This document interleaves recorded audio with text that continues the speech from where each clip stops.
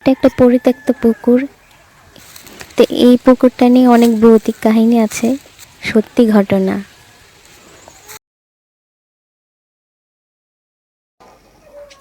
Hey guys, আসসালামু আলাইকুম। কেমন আছো তোমরা সবাই? আশা করি সবাই ভালো আছো। Welcome to my channel. এই দেখো আমাদের ঘরের অবস্থা কি। এখানে খাট ছিল আগে,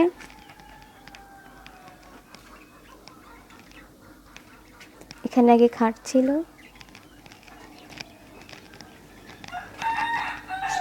খাটটা এই রুমে আনা হয়েছে। সব কিছু অগোছালো, এখনো গোছানো হয়নি।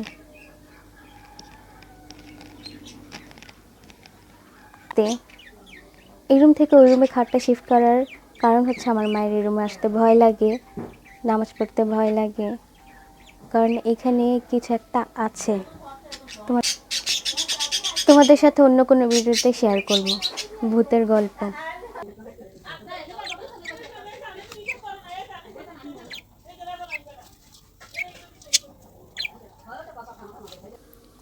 তো এখন হাঁসগুলোকে ছেড়ে দিব, তারপর নাস্তা করব। আগে হাঁস ছাড়বো, তারপর নাস্তা করব।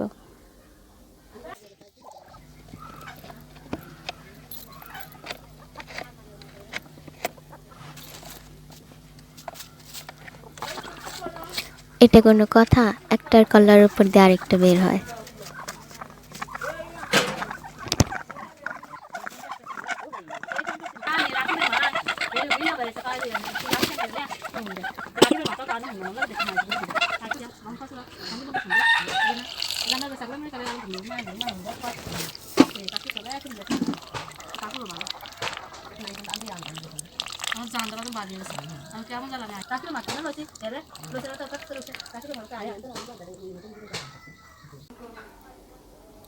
এই হচ্ছে আমার সকালের নাস্তা।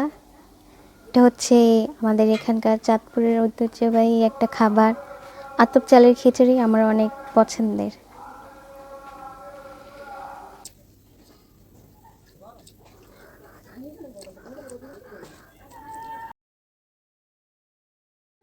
খাওয়া দাওয়া শেষ করে উঠোনে আসলাম। রোদে আসার আগে আগে সব লাকড়ি কেটে রোদে শুকানো হচ্ছে। চলো তোমাদের একটা জিনিস দেখাই।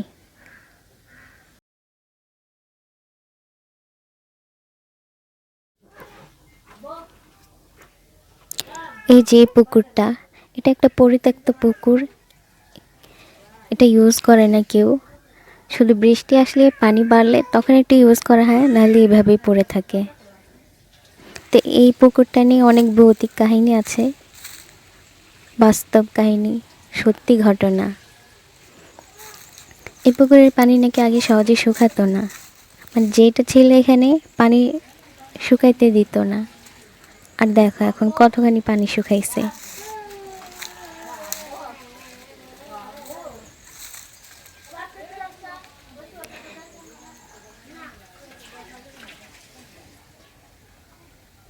এই পুকুর নিয়ে তোমাদের একটি ভৌতিক কাহিনী বলবো।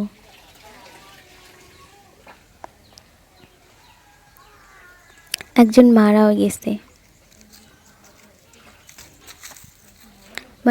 এই পুকুরে যেটা আছে ওইটা মেরে ফেলছে। এই যে বাঁশঝাড়, বাঁশবাগান, পুকুরটা দেখলেও ভয় করে।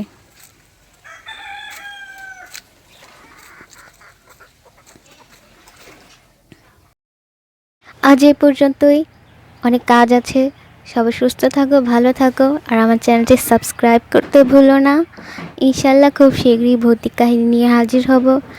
Bye bye.